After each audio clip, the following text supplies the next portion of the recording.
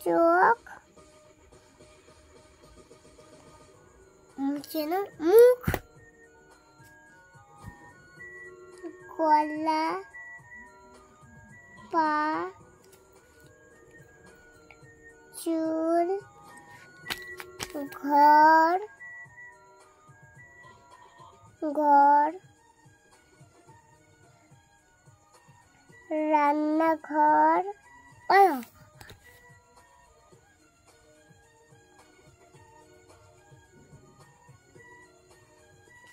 রান্নাঘর,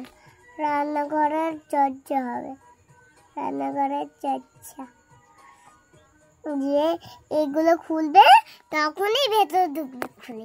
খুলে ভেতরে ঢুকবে, তারপর রান্না করবে, তারপর ওরা ঘরে ঢুকবে, ওদের জানলা